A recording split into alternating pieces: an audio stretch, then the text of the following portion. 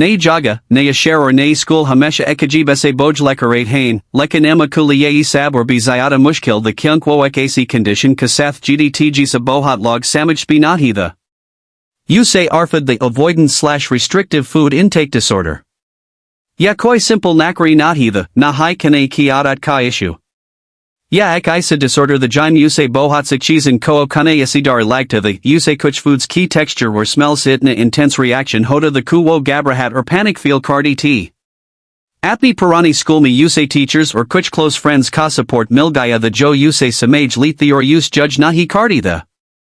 Lekin ne school ka safar ek ne jang ti jime you say pata the kuhar din survive karna ek challenge haga. Pela din shuruasi hai ajib the. Jabwo school ki building ko andar gayi to you say laga j sab ki nazrianas par hain. Plasmi beti to teacher any use introduce karaya, or you say kuch muskin milan lekin asli test tab iya jab lunch break hua. Cafeteria me back groups me bath kar apni sandwiches, pizza slices, or snacks share kar rahida. Emma apna lunchbox kulti hai jime surf kuch safe foods the jowo kati tiv plain crackers or x specific brand ka juice box. You say like to the kushayad koi notice nahi karega, lekin samni wali table ase kuch larkian you say dek karfus fusain lagi. Beis yehi kati hai, ek nika or dusri ini mazek bane hu ka shade yi diet pi hai. Emma ku li yehi peli din ka sabs buora palda. Wo chupri kar crackers kati rahi or pray kardi rahi kabel badge j. Din guzart gay lekin Emma ko samaj iya ko lunch breakas ku liya rozana ka ek battlefield bangaya hai. Kabi koi you say directly tease karda, kabi koi uski kane ki photo kinchni ki koshish karda. Kuch teachers ani try kia protect karn ki, lekin bacho ki choti choti batan ka asaras kudil par bohat gara hoda the. You say masus hoda ko wo hamesha alag hai, hamesha odd one out high. Uski liya dusty karna mushkil the, kyunk jab bi koi asesi lunch kudoran bat karnata, wo awkward feel kardi or sab kuch kadam hojada. Isi doran school me ek nei kray shuro hui. Ek toy aya the jo sab kuliya must have bangaya. Har class me bacho ki batanas toy kaber mi hodi, har koi cha raha the kuwo you say jaldi se jaldi hazel karlu. Magar toy expensive the or limited be, is liya har jishi ka parents afford nahi kar sak the. Yahi wo whack the jab kuch popular kids in the Emma ko target banain ka sosha. Anhi malum the ku Emma ku parents ne share me in ku liya comfortable position me hain, shade woas ku liya toy karad dine. Unhon Emma ku pasana shurokia, you say dasti ka asas dilane lage. Peli Emma confuse ho gai, kia yi log sach me uski dasti chad hain? You say ajib like to the ku wo log jo peli es par hans ti the yabitni mi herban kais ho gay. Lekin dil ku ek kon mi wo acceptance ku liya teras rehi ti. Usan sosha shayad finally you say group milgaya hijahan wo belong karsakti hai.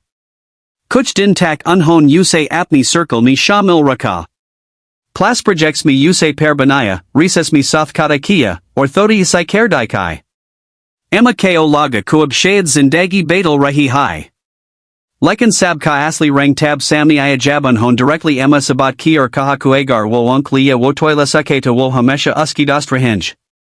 Yi sankar Emma kudil par bohat bara boj jira. You say samaj aa gaya kashayad unki dasti surfek nadakti, surfek wajati ko wo you say exploit karsakian. Uski andar ekaji basiladai shuro hogai. Ek taraf wo chati ti ko wo inki dasti ko hakikat samaj lu or apna place banalu, dusri taraf you say masus horaha the kuya sabjuth hai, ko you say surf use kia ja raha hai. Har rat wo sakti righti kukia care. Agar wo toy dalati hida shayad wo group mi ray j, magar kia ya sol dasti hogi? Or agar wo manakarti hida shayad wo for sekili ho j. Us kuli ya dano options bohat dardnaktha.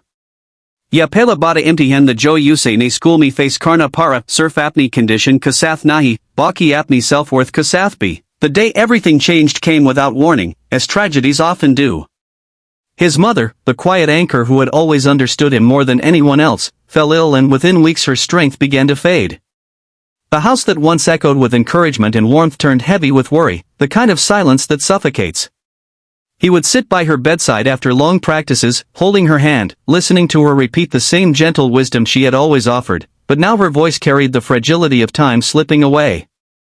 Doing good will always bring good back, she whispered again and again, and though he clung to the words, he felt powerless against the shadow of loss approaching. When the day finally came that she was gone, the world collapsed in on itself.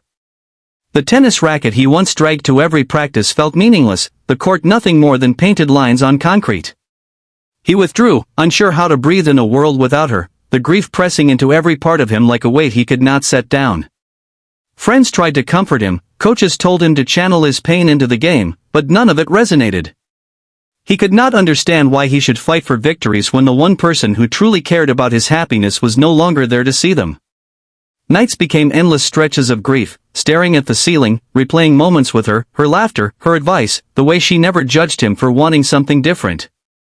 He remembered the way she smiled when he showed her one of his silly secret videos, how she laughed genuinely even though the editing was clumsy and the jokes were rough. She had told him then that his happiness mattered more than any trophy. That memory became a seed buried in sorrow, waiting for the courage to grow. In the weeks after her passing, he found himself opening those hidden files again. At first it was just to feel close to her, to remember that small moment of joy they had shared when she saw one.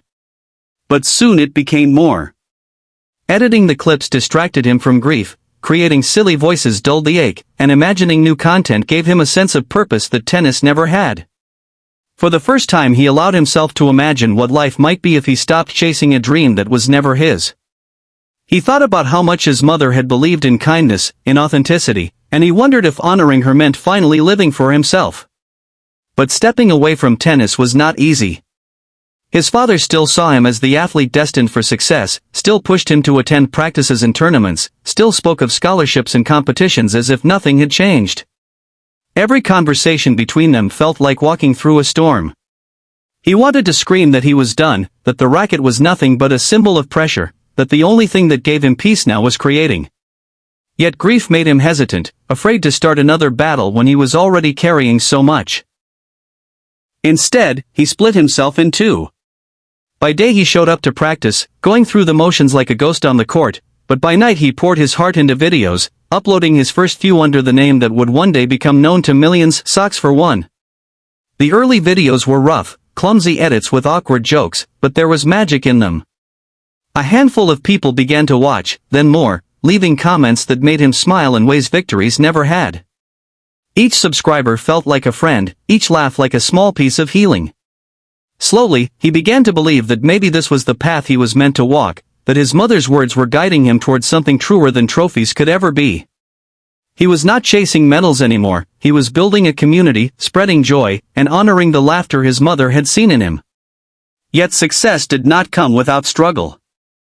Balancing tennis and YouTube drained him, and his father's disapproval grew louder. Some nights they argued until he collapsed into bed, exhausted, torn between guilt and determination.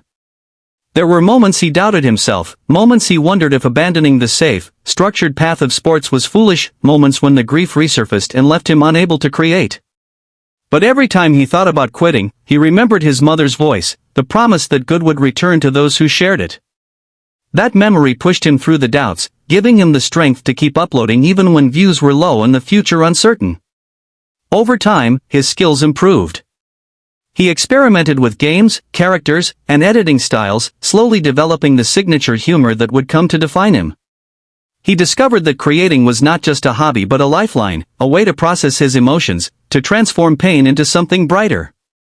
The community grew, people began to recognize his name, and for the first time in his life he felt that the path he was on was truly his own. He still missed his mother every day, the grief still flared unexpectedly, but now it was coupled with a sense of purpose. He was carrying her words into the world, embodying her belief that goodness would find its way back. As his channel grew, so did the divide with the life he had been living before. Coaches became frustrated with his lack of focus, friends in the tennis circle drifted away, and his father's disappointment became palpable. Yet he realized something important: he could no longer live for others' expectations. He had walked that road, and it had left him empty. Now he was creating not only for himself but as a way of honoring the person who had loved him unconditionally. Each upload was a conversation with her, each laugh from a viewer proof that her words were true. The journey was not smooth, there were setbacks, videos that failed, days when the weight of grief was too heavy, but each time he picked himself back up, he grew stronger. He began to see YouTube not just as a career path but as a way to heal, to connect, to bring joy into a world that often felt cruel. Slowly, the boy who had once felt trapped on a tennis court began to transform into the creator he had always dreamed of being. His story was no longer about chasing trophies for others, but about building something meaningful for himself and for the memory of the person who had believed in him the most.